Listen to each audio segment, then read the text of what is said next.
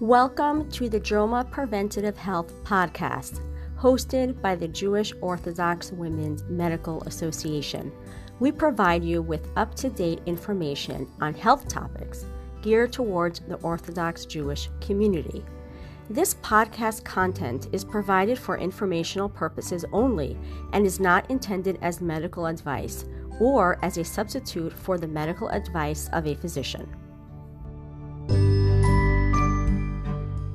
Welcome to the Jewish Orthodox Women's Medical Association, or JOMA podcast. I'm your host, Elisa Minkin. I am a general pediatrician and proud JOMA member.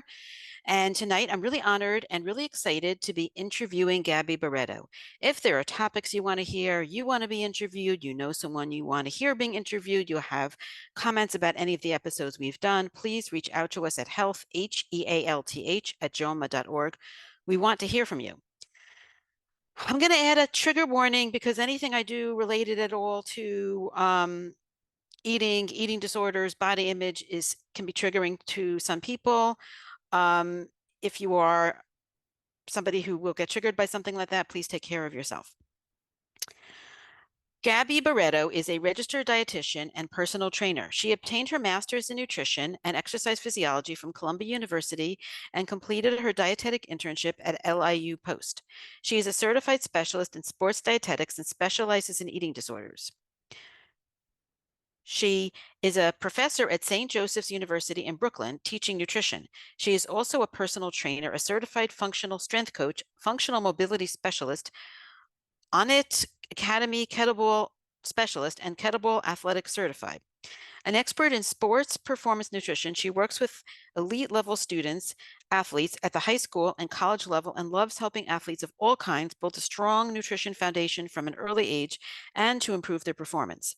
She works to help active women find new ways to build strong mental health around food, body image, and fitness. She helps them change their view of food and fitness from calories and weight focused to nourishing and strength focused. Gabby says, as a dietitian and personal trainer, I have seen it all. My approach to client care involves education and counseling to help you make these changes successfully and for a lifetime. You can learn more about how Gabby can help you either one-to-one as a nutritionist, to train with her, or work with her in one of her group Fuel, Food, and Focus programs.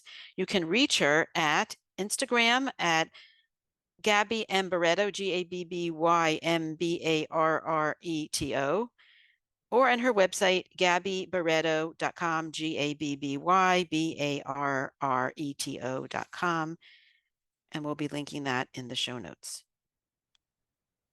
Welcome, Gabby. Thank you so much for joining me today. Thank you. So I'm really excited. And as I told you, I've been listening to your podcast in preparation for this all week. Thank you so much. And so I'm trying to take some of the things you talk about, and I really mostly want to start with what you call toxic diet and exercise culture. And I told you beforehand that I want to focus more on the exercise than the diet, except for some things that you mentioned that are more in the diet category. So I'm going to give you a start so we can focus on that. I would first start with, when you did a podcast, you talked about 3 trends that you saw that you wanted to talk about, and I will mention them to just get you in the zone. They were reverse dieting, trying to sync your diet with your period, and what I eat in a day post. So I'm going to start with those. Let's go right into it. Let's go right into it.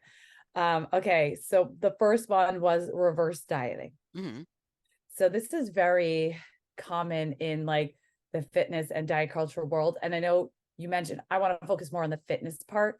And the thing with diet culture and toxic fitness culture, as it's been referred to, I didn't make that up, but it's been referred to in the industry, is that they're very intertwined and it's hard to separate the two.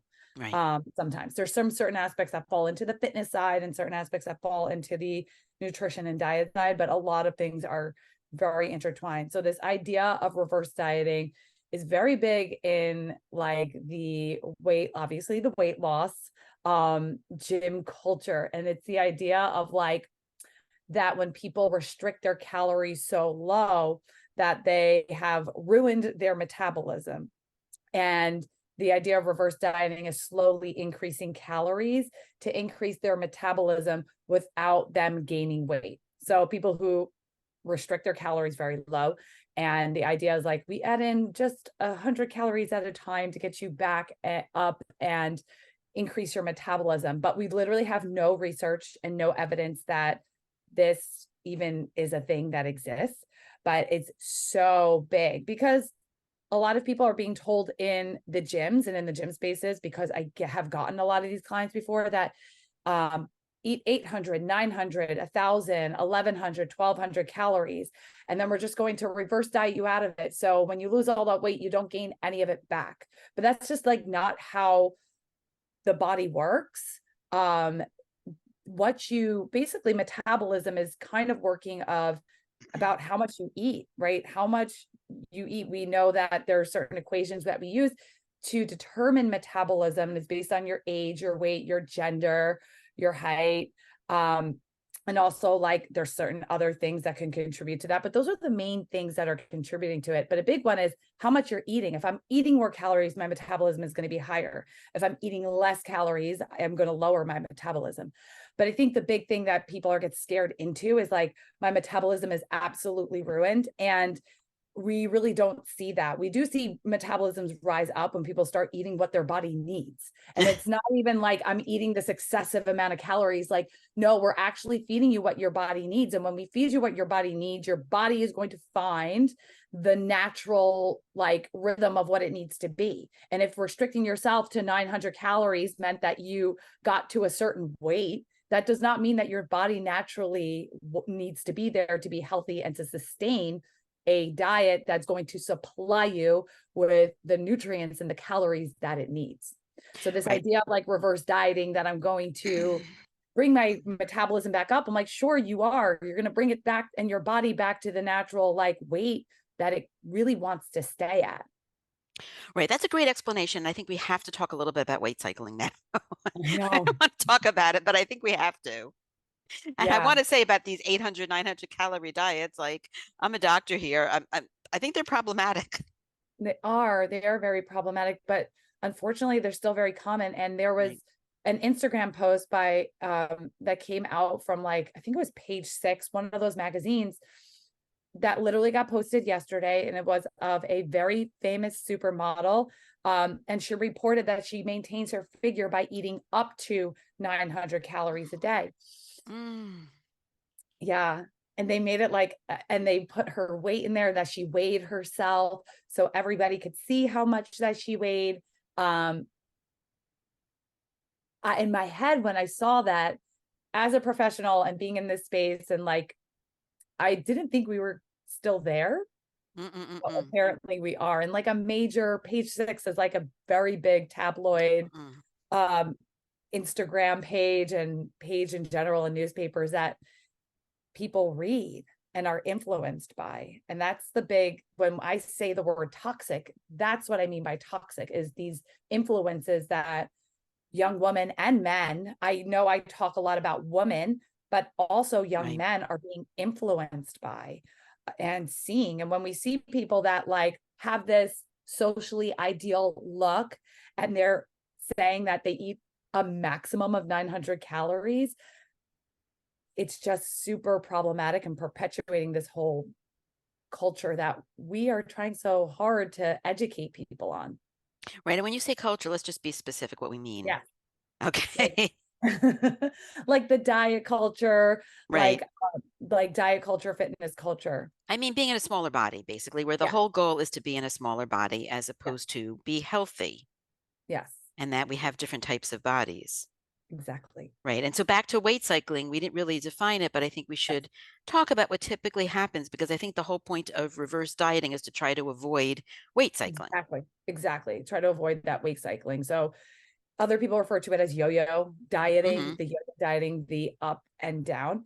But what we see, especially in weight cycling, so that is losing weight and the regain of weight. But we know that majority of people who go on diets, especially very low calorie diets and restrictive diets, which is what a diet is, it's restrictive. Majority of them are going to regain the weight back. And so it sets this, I lose the weight I regain the weight back. People feel shame, that they are failures. They go on another diet, they lose the weight, maybe some of it, maybe all of it, maybe even more. They stop the diet, they regain the weight back. And it's just this like constant perpetuating, not just like the weight cycling, but this emotional cycle, like I will only be worth it when I'm smaller. And then when I'm not smaller anymore, I'm a failure. And I've seen so many people like live in that into like their 30s and 40s and beyond, and just playing this game for their whole life of like up and down. But when we look at weight cycling, the damaging part of it I talk about is, especially when it's so restrictive, is what kind of tissue in the body are we losing? Right. And so we, as a trainer and as a dietitian, I'm very big on helping people understand that, especially as women, right, we lose our muscle mass much faster than men as we age, and we want to build and maintain. Do we need to be the Hulk? No, but we want to have a good amount of muscle mass so we can have a quality of life. So when people go on very restrictive diets, these low calorie 900, 1,000, 11, whatever it may be for their body, a lot of what they're losing is also muscle mass. But once they start to regain the weight, we see people regaining fat mass at a higher rate than the muscle mass that they had lost. And so when we talk about weight cycling being worse for your health than never losing the weight again, this is kind of what we're referring to, is because muscle tissue is metabolically active. We know that people are at higher risk for cardiovascular disease and also type 2 diabetes. And part of this has to do with that loss of muscle mass, amongst other things as well. This isn't the only thing, but when I'm looking at, okay, what, especially now we have a lot of other weight loss methods out there. We've spoken about the weight loss drugs and how rapid the weight loss is that the muscle tissue that they're losing is not great. And the weight that people put back on when they cycle back to the weight that they were at. And that's what I'm very concerned about when people go on these kinds of diets. Right. I'm going to point out that when we're talking about these weight loss medications, which is outside the scope of what we can talk about today, really, honestly, the issue is you really need to be on them for life, as far as we know. And if not, that's just a medication-induced yo-yo diet. Yes. Right. Yeah. So we're not going to go there. Okay. We're just not going to go there. We're not. And I'm not the expert in it either. So right. And neither am I. So we're going to stay out of the wheelhouses that are not our own. Yes. But that was a really good explanation of why this is not a real hack. Yes. The reverse dieting. It's not a real hack. It's much more complex than that. Yes. And I like the word hack because I think that's a huge like buzzword in this whole conversation, and diet culture, fitness culture are like these hacks that people are selling, and we're selling people that they want a hack and that they want a simple solution to, I'll put in quotes, like what they consider a weight problem. So that word hack is like trying to sell people these gimmicky things that are not really contributing to their health, but sometimes they're being sold as health. Right. It's alluring, right? It's super alluring. Let's get rich quick. Right. So the next one that you mentioned was the syncing your diet to your period. Yes. That's a very hot topic. I never heard it before. You never have. So there's a lot this is big on social media within like the wellness world. We can call them like the TikTok girlies that talk a lot about like this syncing your menstrual cycle to your diet.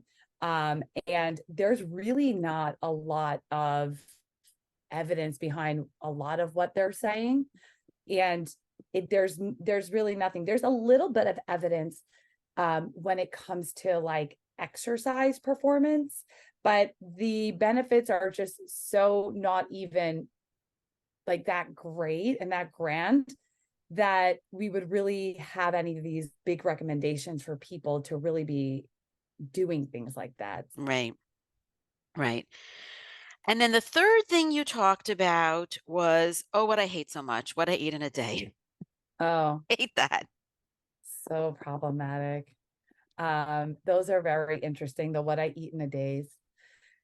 And it's what's very interesting about them is a lot of times they are like very socially acceptable looking girls who are doing this, thin girls or people with very low body fat percentage.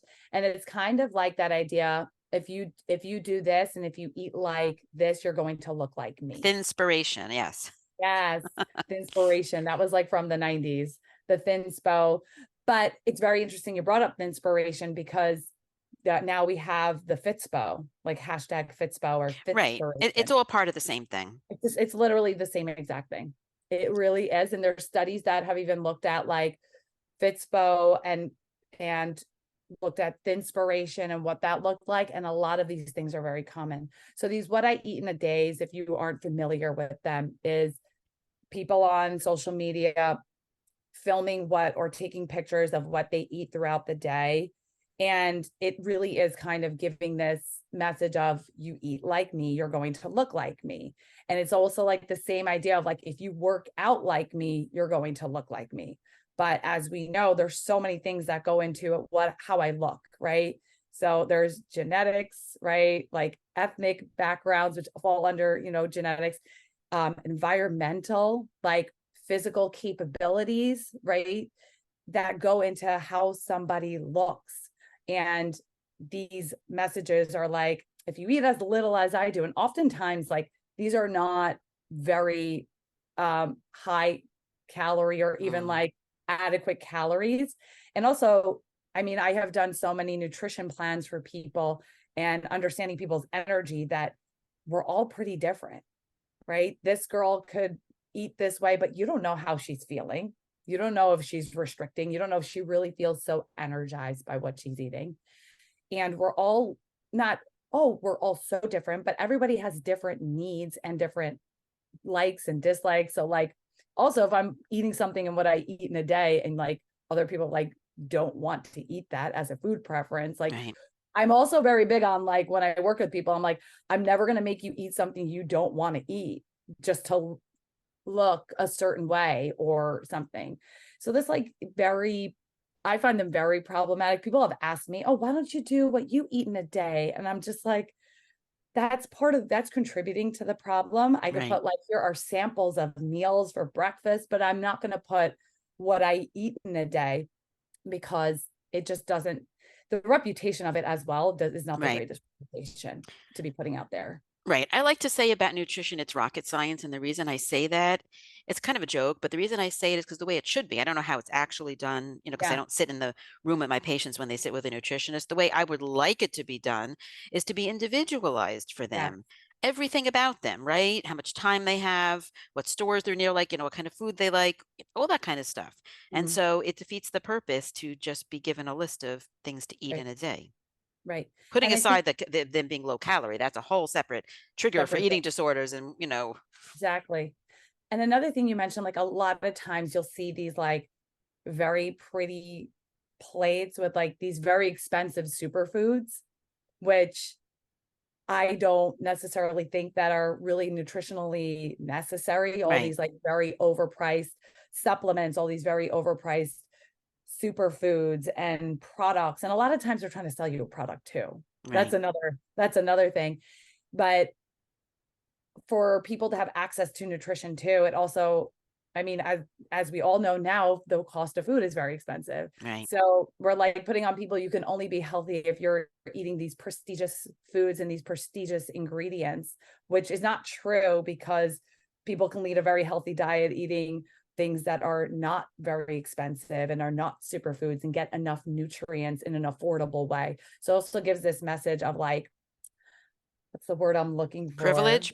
Yeah, it's a privilege. That's the word I'm looking for, of like privilege. Like it's a privilege to be healthy, which we can argue that it could be a privilege to be healthy, but there are ways to affordably feed ourselves nutritious food that is not like a $20 a pound berry. Right. It becomes aspirational. I mean, Yes. Instagram is, notable for that. I can't stand it. Yeah. Whether it's feeding kids or feeding ourselves, I think it's Yeah. really, really problematic. But I really want to talk about exercise. And I think, by the way, that you are amazing because you combine both a degree, an RD, which is the high level, the level I look for when I interview a nutritionist, along with being a personal trainer with all your credentials for that and all your academic credentials. It's very unusual, isn't it? Yes. So the school that I went to where I did my master's, they had a combined degree. Mhm. And that's why I went. Wow. I've been a personal trainer for a very long time. And I went to do nutrition after that because people were always asking me questions and I wanted to help them. And I wanted to know the answer, but I didn't. And so I did that degree, which the degree I did was, you could work in more of a clinical sports nutrition track. And so I kind of combined my exercise and I do sports nutrition too, but combine that. And now I can understand how exercising people, people who are active, as well as people who are not active, and how to apply nutrition to their lifestyle. I think that's really important. And I like how you distinguish between someone who's extremely active, who needs a different nutritional approach than a person with average activity level. Yeah. I want to just go for a few minutes into what I see as a pediatrician, which is this myth that the way you quote unquote lose weight is by exercising. Mm-hmm. Very interesting. You don't hear that? I hear it Yes, all I the do. time. All the time. It's the eat less, move more. Right. But Eat sometimes less. they'll just focus more on the move more. Just the move more. So I tell people this when we're looking at like energy. I'm going to use the term energy expenditure, right? Mhm. How much energy you're using throughout the day. And it breaks down into different things. So you have your resting metabolic rate. You have something called non-exercise adaptive thermogenesis, which is basically, in easy terms, moving around throughout the day, just like basic lifestyle stuff. Then you have something called the thermic effect of food. Actually, we use energy to digest and break down food, which makes sense because your organs have to work for that. And then we have exercise on top. And so we have these charts that basically show that your resting metabolic rate for an average exercising individual. Athletes are a different category. They're usually about like 50% of their daily, energy expenditure is their resting metabolic rate. But for people who are average exercising, including myself, it's about like 75% of what we are using during the day. So most of our energy usage is coming from just for us to like maintain our basic biological functions. And exercise is such a small, when people are looking at calories in, calories out, exercise is a very small piece of that. But we can talk about how much more benefit exercise has besides that. Yes. Right. And that's where I think toxic fitness culture comes in. Yes. Right. And if you want to talk a little bit more about toxic fitness culture as opposed to toxic diet culture, go for it. So hard not to talk about the two. I guess in easy terms, like toxic fitness culture is the messages that like, kind of like what I said, if you work out like me, you're going to look like me. It's this drive for not only thinness, but when we go into like the fitness world and in the gyms, like this drive for like muscularity.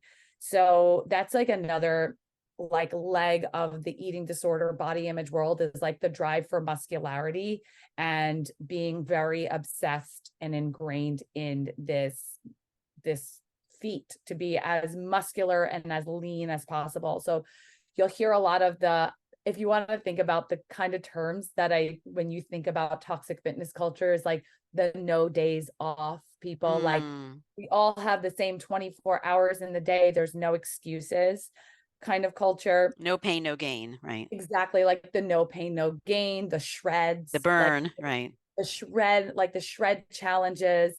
There's this gym by me locally that's always trying to sell this like 6-week getting control of your body fat burn program. And it's very shaming to people who are not like that. The culture is very shaming to people who are not very small and not very muscular. And it's this drive to like have this one certain physique, where diet culture may just be all about being thin and smaller. Fitness toxic fitness culture is really about being how like lean and muscular can you really be? And the unhealthy, excessive exercise that a lot of people post about on, I talk a lot about social media, but that's really where we're getting a lot of these messages nowadays. I mean, they're in the gym, the flexing, the obsessive like body checking in the mirror, which is a criteria for, you know, diagnosis of an eating disorder is body checking. And one of them is staring in the mirror and like looking and body, you know, checking in the mirror is one of them. But when we're looking on social media, a lot of what you see is like these comparisons of like, there'll be girls who are lifting and they're, you know, larger, and then the screen switches and she's working out and she's ripped. And this is like looked at as a sign of like being healthy. But as we know, health is not really a look. It's not a look. It's not a aesthetic, right? That you can really be healthy at any size. So the girl in the before picture could be a lot healthier physically and mentally than the girl in the after picture, depending on how she got there. So I've had clients and people send me like, how did she do this? And I'm like, I don't know. And I don't know if that her after is necessarily a healthier thing. Right. How do you define what's healthy versus not, though? I can't define if what she did was healthy or not, because I don't know her. No, but in general, like what would you say would be healthy and what would you say can we draw a line? I mean, I would guess it's a spectrum. It is. And I think a big thing is intention with when, especially when I'm working with people, is what is your intention for this? Like I would say for an average regular person who's not an athlete, who's not competitive, a healthy amount of time or days per week for exercise would be anywhere from 3 to 5, right? 3 to 5 days of like working out for an hour, where the relationship with exercise is like, I do it and I feel really good and I'm supporting my health, versus I didn't work out today and now I'm having anxiety about my body and, oh my gosh, I ate so much and I didn't get to work out for the past 2 days. And there's this like ongoing dialogue of the fear of what's going to happen to them. So if somebody's working out 6 days a week and the intention is, I just want to control my body shape and size, and the only way for me to do this is to work out and crush my body 6 days a week, versus like someone who might be training 6 days a week and like they're preparing for a marathon, and 2 of the days are like mobility days or core days where it's not so high intensity. But smart programming that looks at somebody's overall life and their lifestyle, like a mom who works and also has to make dinner for 4 kids and then wakes up or stays up until 11 o'clock to do this grueling program where she's feeling tired or not feeling good or the benefits from it. Is that really worth it to look a certain way, versus doing things that make you, I think a big thing is like, are you feeling better? Is this like adding to your life instead of controlling your time? Right. It can be tricky because exercise will make you feel better, right? It does. It does. But is the relationship with it good? Is it obsessive? And I think that's something that someone would have to like, some people don't realize it, that it might be obsessive and unhealthy. You know, are you getting injuries? Are you actually, and I think another thing is, are you actually progressing in your workouts? Like, if you want to get stronger, are you actually getting stronger? Because if you're overtraining and not recovering, you're not going to really be able to get that much stronger. So, right. And I can think of some scenarios like someone with a body dysmorphic disorder who will never stop because it'll never be good enough because they have an abnormal perception. I think we see this more in the guys than the girls. We see it in both, but we see it in both. In both. And girls, I think girls are the drive for muscularity that I spoke about. I listened to a conference like last year it was the eating disorder conference. They were talking about studies on the rise in the drive for muscularity in women, and that it's not just men. Just like eating disorders and anorexia is not just women. A lot of men, but it is on the rise. And I think this is my professional observation, I'd like to see, more data, is this really all coming from this rise in social media and this fitspiration that's been going on for the past probably decade at this point. Wow. But this, and then thing is like the praise, I think a big thing that drives and continues this is the praise that people get when their body changes, Right. the praise that they get when they're, in the gym and people see their bodies transform and get comments and get attention. And that kind of perpetuates a lot of this culture, fitness culture that is going on. Right. And I want to talk about exercise to lose weight along with dieting also, because you're kind of been talking a lot about muscularity, including in women, which I didn't even know was a growing thing. Yes. But I want to talk about, when people are dieting to lose weight and also exercising to lose weight and what the issues with that are. Right. So what I said in the beginning was like that, how small that actual calorie, I don't even want to use the word calorie burn, but it's so fitnessy. Right. Deficit, right. Calorie, usage the body uses for exercise compared to the rest of the day, right? Compared to like most of your energy needs are coming from that. So when people are exercising and restricting calories, we can run into a problem. So if we go back to those very restrictive diets, like there are some people who go on a small deficit, and this is not the majority of people, right? And could be totally fine. But when we combine exercise with these very low calorie diets and very restrictive diets, it's kind of like a recipe for a health disaster. Because you put yourself into you could potentially be putting yourself into a space of what we call low energy availability. Right. Are you familiar with that? Yeah. But you can tell our audience. I will tell our audience. So low energy availability is essentially when an individual is not consuming enough energy to cover the amount of energy or calories that they're using for exercise. And so they fall into low energy availability where they don't have enough calories to basically run their metabolism. Right. I just want to say, thank you. I just want to say though, that it is relative to how much exercise. So somebody might be exercising a little and eating even less, but somebody might be exercising a lot and eating what looks like is normal. I see this with my patients who are athletes. So I just want to point out that you really have to pay attention to how much exercise you're doing. We shouldn't 100%. minimize how much calories you can burn with more intense exercise. 100%. And even this has even been seen, there were some, studies that looked at more observationally, that looked at even, average women doing fitness classes in the gym. They could be using a considerable amount of energy in a high intensity exercise class. Like I teach a boxing and strength combined class, and it's high intensity, and people can be utilizing a large amount of energy to take that class. So that could also, if they are on a very low calorie diet, or on a diet that's not sufficient to incorporate that, they can also fall into this category. We do see it a lot more in the field of sports nutrition and in athletes, because their energy use is just so high. Like a runner. And a lot of them just don't have the knowledge to understand. And I can go into why this may happen with or without an eating disorder. But their energy use is so much higher. Right. So what happens when you have this energy? What was it called again? Low energy availability. Low energy availability. No, there's not enough energy compared to, what you burn off versus what you consume.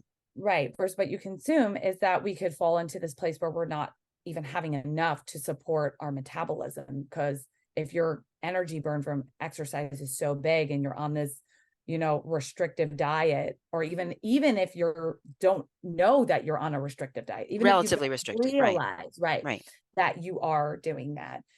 There's a lot of things that can happen. So we see things like cardiovascularly happen, and endocrine system, so our hormones as well. This happens in both men and women, though we have studied it a lot more in women, because we have seen it with the female athlete triad. Yes, is what initially was looked at, and that was the interplay between bone health, menstrual cycle, hormonal health, and then also energy availability, or, the low energy availability.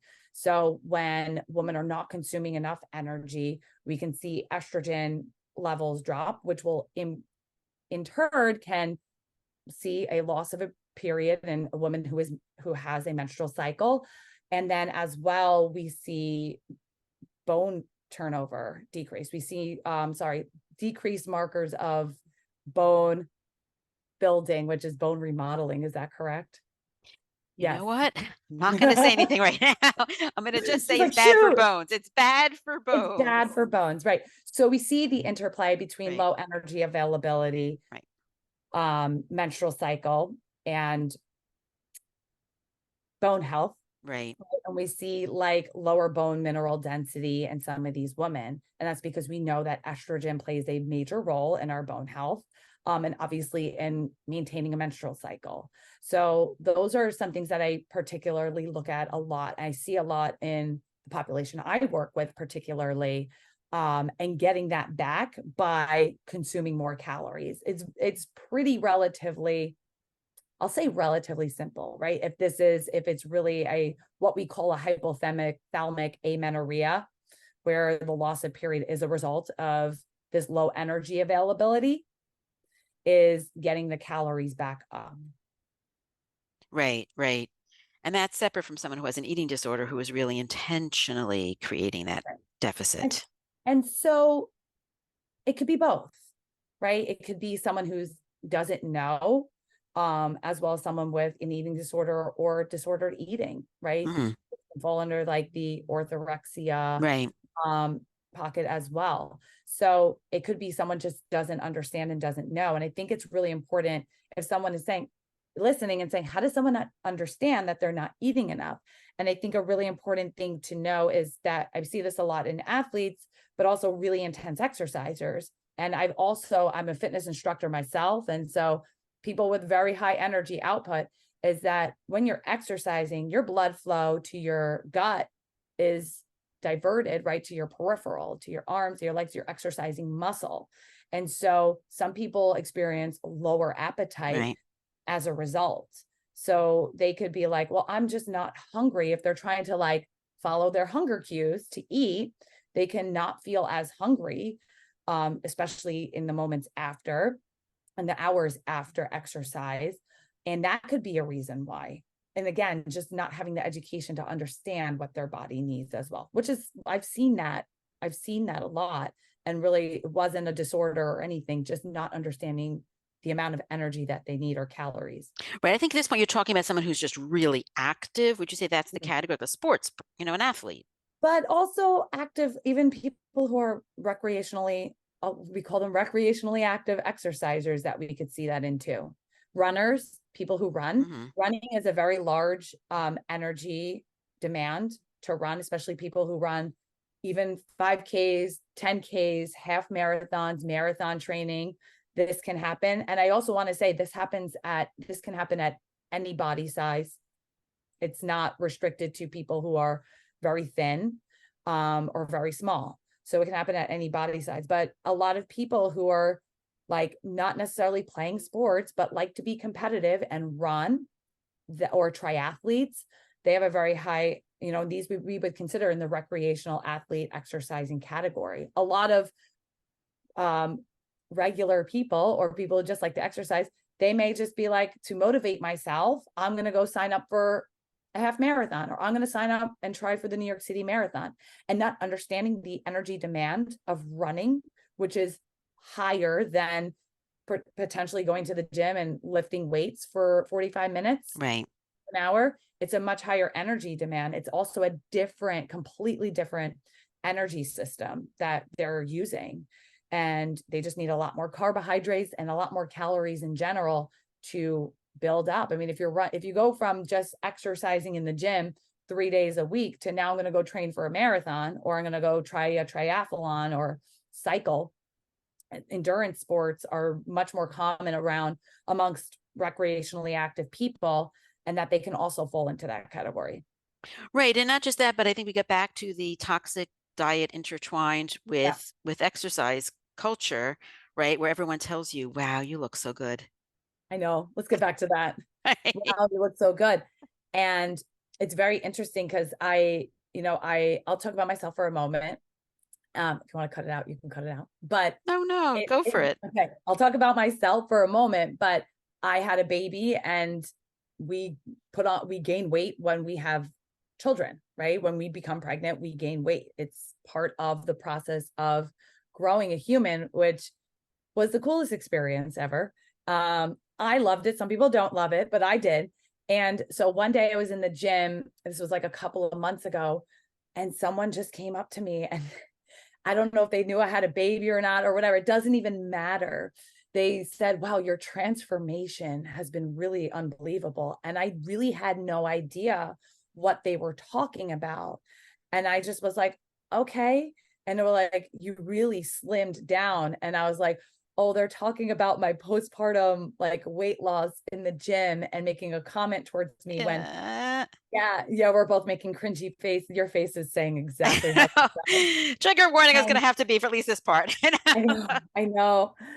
And so it made me realize that like nobody is safe here, but people don't know who I am in my gym. They don't know not necessarily know my platform or what I talk about or what I do.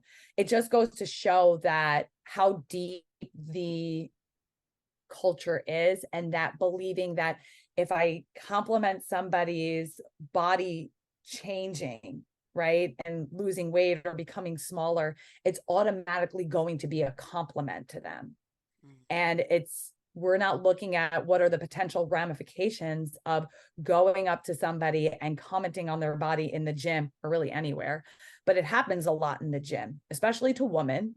And I never experienced it myself, but that day I did. And I was like, nobody here is safe. And that this is really a problem because that wasn't something that I particularly enjoyed receiving.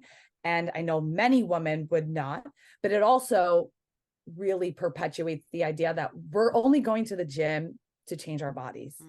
And then we're only going to the gym to become smaller. And then we're only going to the gym so we can lose weight and fit into a body shape or size that the rest of the world is going to deem more acceptable than what I was before. It almost just puts the before person as if you weren't even really worth any kind of compliment. But now that you're smaller, we can say something to you. You were more, so you were less. Now you're less, so you are more. Right. And so there's it's horrible. Yeah, it's horrible. You made a baby. I know I made a baby, but it's not even that. It's the whole idea that like you're only in the gym to be smaller. Right. I was in the gym because for me, it's like my 1 hour, a couple of days a week that like I get to do something I really like and that I really enjoy, and that's being strong. Yes. Not because I wanted to like lose the weight that I had gained during pregnancy. So let's talk about a healthier way to do this. Let's move on to body neutrality. Yes. Exercise. Body neutrality and exercise. I really love the term body neutrality. And it was explained to me very simply as like, your body is not good or your body is not bad, right? How my body was before, during, and after is not good nor bad, right? I have a body, and I'm a person who's very big on gratitude, and I'm grateful to have a body that, works. I'm able to go to the gym, right? That I'm able to do these things, that I am able-bodied. And so body neutrality is really looking at your body's not good nor bad. And in fitness, when I'm with my clients and when I'm working with people, my goal with them is to look at, listen, people are going to come and they're going to have goals of weight loss or changing their body. And it's not necessarily a wrong thing. It's just not what I'm in business to do, right? So when I work with people, it's looking at how their body can function and how it can function better, whether that's like being able to improve their quality of life, getting out of pain, moving better, like even walking better, having less back pain, having more mobility in their shoulders, especially working with a lot of moms who pick up kids and kids that are too big to be picked up, but they need to be picked up too, is having the strength and endurance muscularly to be able to do that. And so shifting the perspective of like, I'm only working out to look a certain way, to I'm also working out to be more functional. Or, you know, I have just recently worked with someone to like lower their like lipids, like their blood values, and like get them down, have a better A1C, and have like better health markers, versus I just want to be smaller and skinny, and having that intention be something completely different, versus like, my body right now is bad and wrong, and I wanted to make it right and better. Right. What I love about this the most is it's not the same thing as toxic. I'm adding toxic in there, body positivity, because I think there's a lot of problems with the opposite of focusing, you know, on your body being smaller. I want to have a smaller body. I want to be more muscular, etc. I love my body just as it is. And it doesn't give room for people who are like, well, maybe I don't really like it the way it is. Maybe I don't want to be exactly like this. Right. Right. And I think the neutrality gives a neutral ground. Yes. I think it's really important to point that out, because a lot of people will say, well, I really hate this, or I don't like this about my body. And the whole toxic, I think they hear the toxic body positivity as like, well, it's all about loving your body.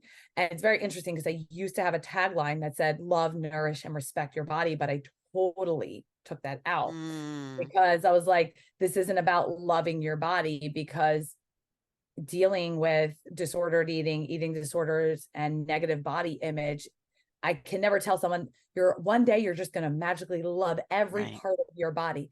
And it's not about that. It's about it's about respecting your body. And even if you're having a good body image day or a bad body image day, it doesn't change the way you feel and look at yourself as a person. And I think that's really important to help people instill that, no matter, like, I might not feel good today, or I may like put on a pair of pants that like I don't feel really confident in because the way my body looks, that regardless, that the negative self-talk that can come along with that, of like almost like degrading yourself as human, as a person, because we show up in this world more than just how we visually look. Right. And a lot of times I say to people, I'm like, are the people that you're friends with you because of the way you look? And if the answer is yes, then we got to change friends. But they're like, no. And I'm like, let's talk about why people are friends with you. Let's talk about like why you are in the position you are at your job, because you're this, and that. And it is like away from the like, let's do 5 squats at like X amount of pounds. It's outside of that, but it's also reframing the whole reason why we're there. And it's a challenge for a lot of people to shift that, because every single day we're inundated with this like message. It's very challenging to get out of that mindset. So I really try to give that to people when I'm working with them. And like, I've taken people who had I box, taken people who have no interest in boxing, and like giving them a new skill, and then like falling in love with it, because it's like something else my body can do that's empowering. Exactly. Right. This is why I called it true strength. You see why I called it true strength? Empowering people.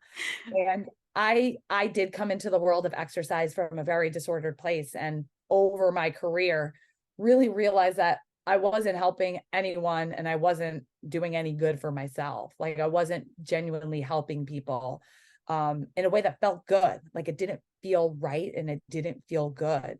So shifting this perspective and becoming close with people in the industry that really feel the same way and have a lot of similar values.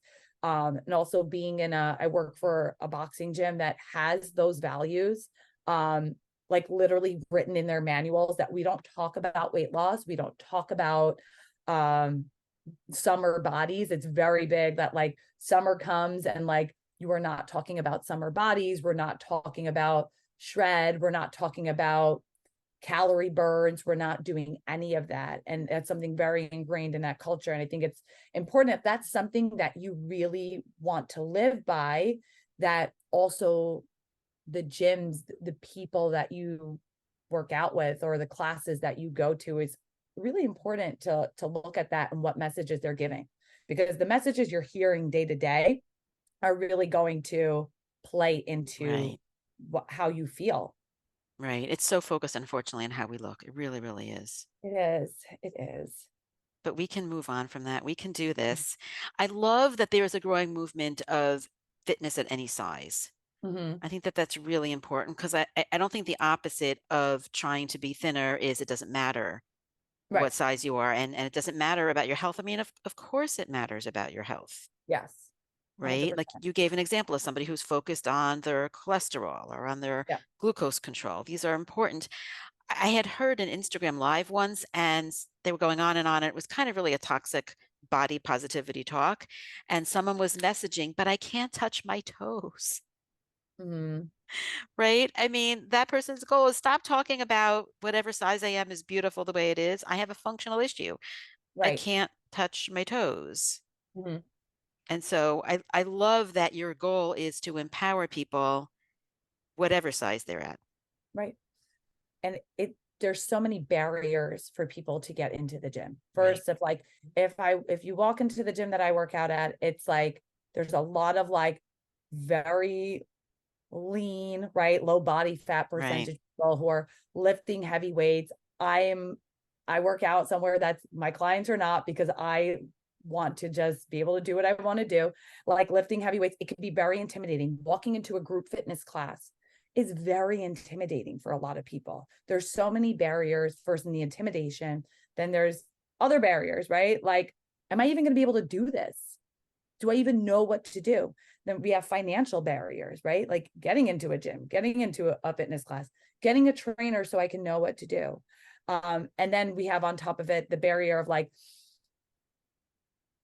this is only to lose weight, right? And that this is only a vessel to like change the way your body looks aesthetically, when someone who really needs movement may shy away from like, or may feel intimidated, or like the idea of like, well, I can never lose the weight anyway, so why even try exercising?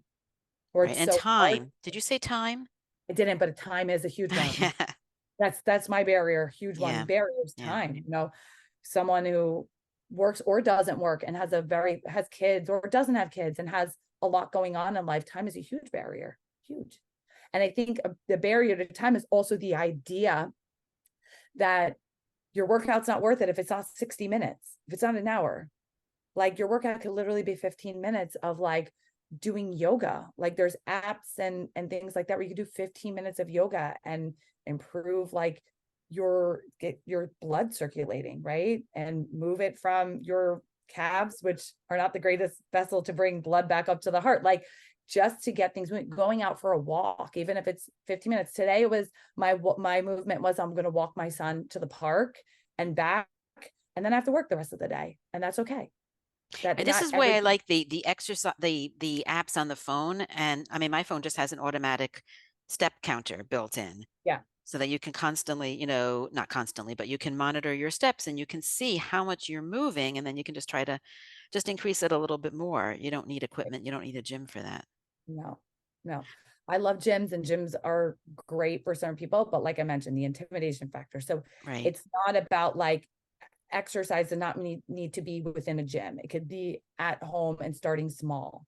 It can be with you, like going for a walk. If you have kids, going for a walk to the park with your kids, chasing them around the park. I mean, my kid doesn't move yet, but like I see the parents chasing them around the park.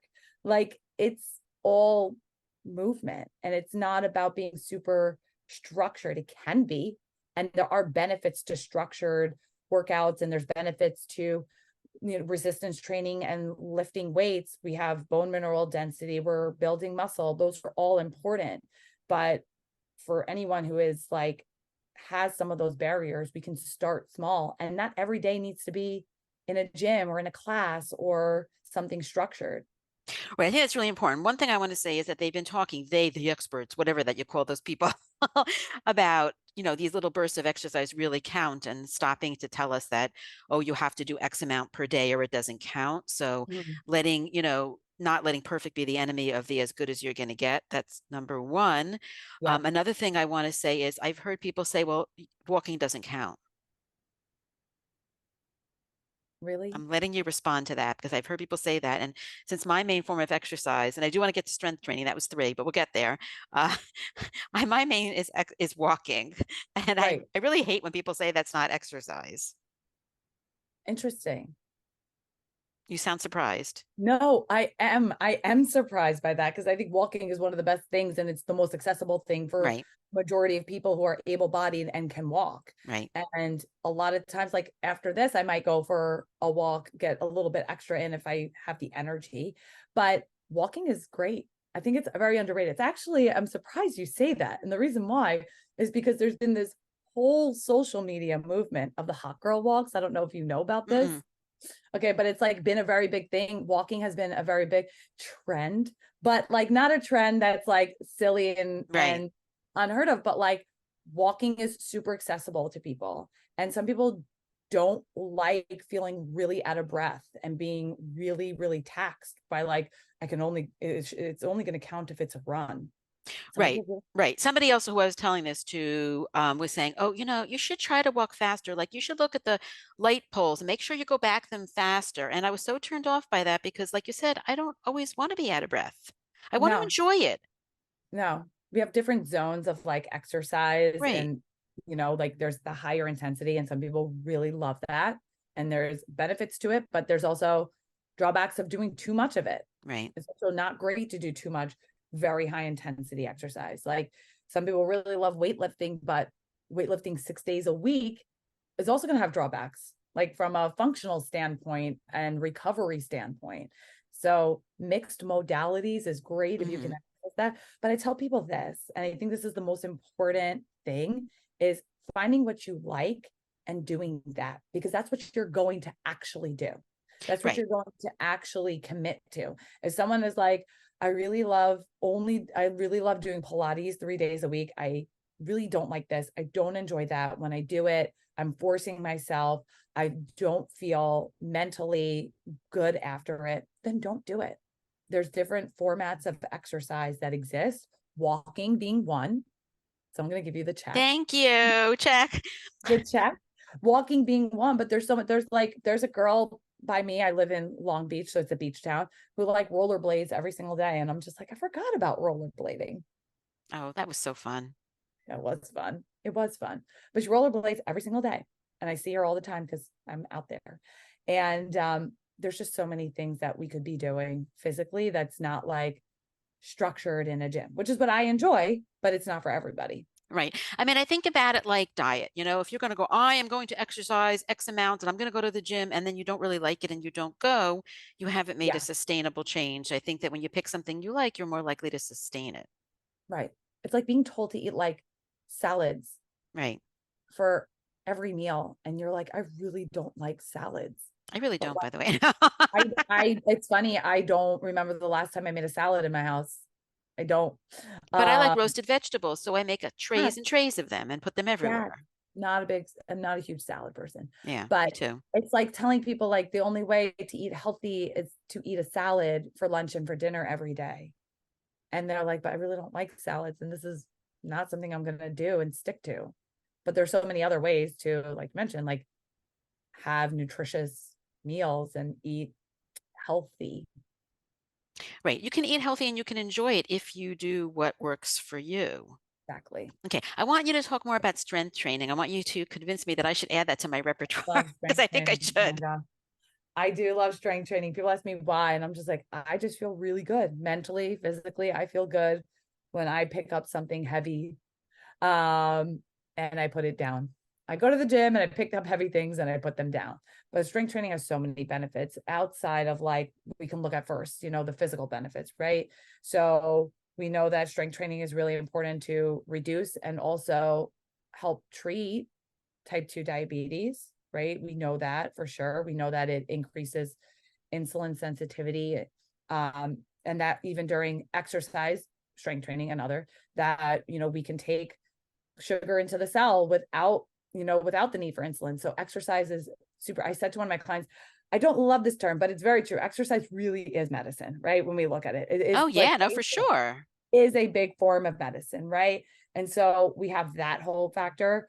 Also, we talk about muscle mass, like your muscle mass. So when we look at quality of life and we look at what are some measurements that we're looking at a quality of life and like rates of like mortality when it comes to like being able-bodied, one of the tests that we look at are like the grip strength tests. And so people with grip strength tests have better quality and longer lives, right? When they have better grip strength. And that's one of the biggest indicators of like long-term health is actually grip strength. It's very interesting. In older age, in older age is grip strength. When you think about your grip strength, it is like how you do everything, right? How I open doors, how I hold on to like the railing so I can walk up the railing. Wow. So how I function, how I can open up a can, your grip strength is so massively important to your, not just your quality of life, but your overall, life. And so that's one thing, is improving like your muscle mass and your grip strength. So there's something called farmer's carries. You can Google them after this, but you're basically holding 2 heavy weights and walking with them to improve your grip strength. Oh, I carry my groceries home. Yes. You go to the grocery store, you have 4 bags in each arm, you roll your shoulders back, you stand up nice and tall, and you say to yourself, I'm doing a farmer's carry. And I'm working on my grip strength, but grip strength is super important. And also muscle mass and bone mineral density. So we know hip fractures are something that we are concerned about. In older age and older adulthood are hip fractures. And we know that it really can increase your time to death. That's not the word I'm looking for. But morbidity and mortality. It really does. Yes, yeah. Your mortality.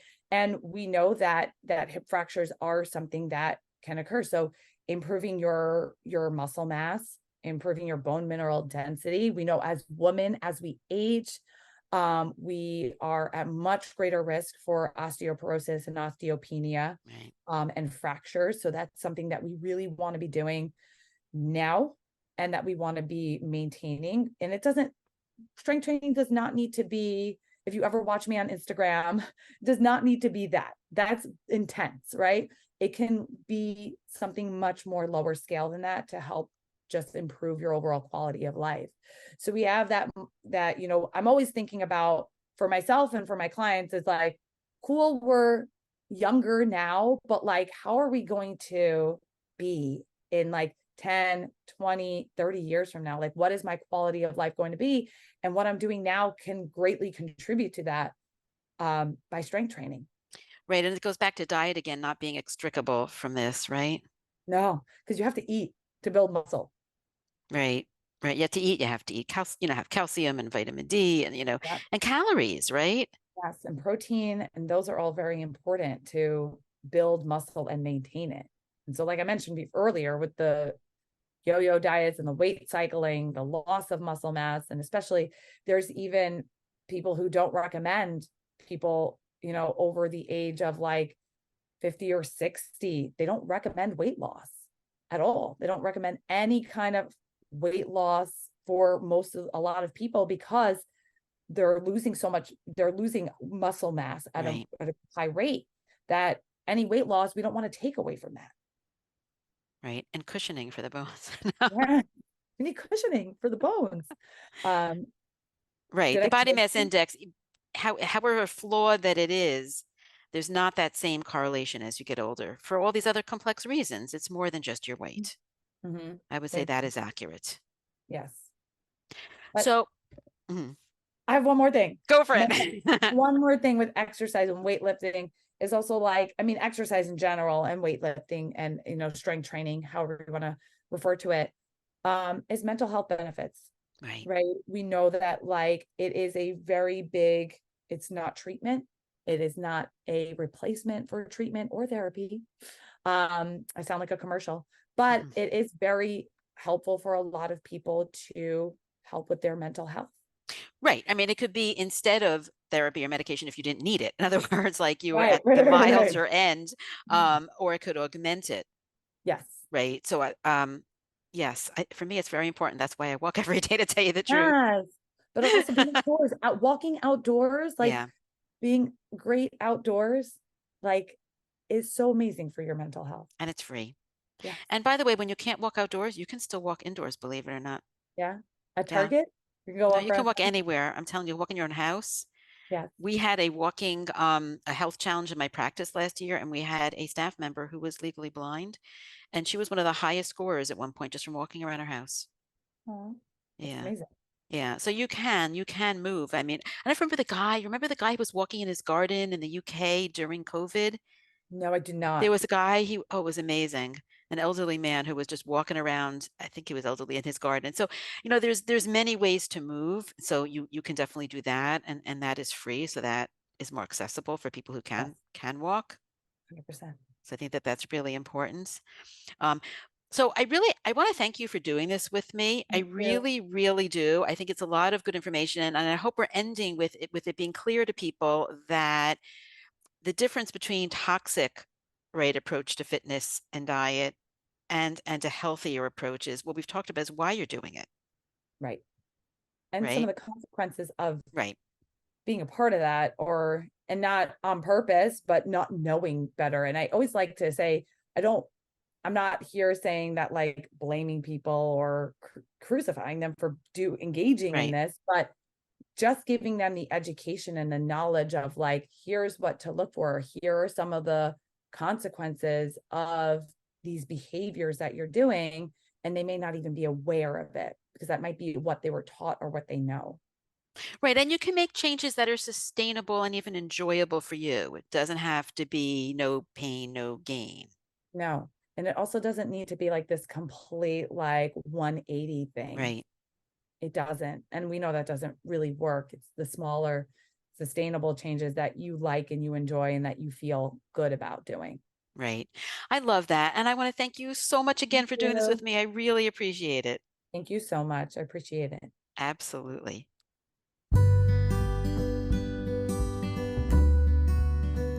Thanks for listening to the JOMA Preventative Health Podcast. If you've enjoyed this, please rate and review us on Apple Podcasts and share this with your friends. For more information, check out our Instagram at JOMA_org. Check out our website, www.joma.org, that's JOWMA.org, or email us at health@joma.org.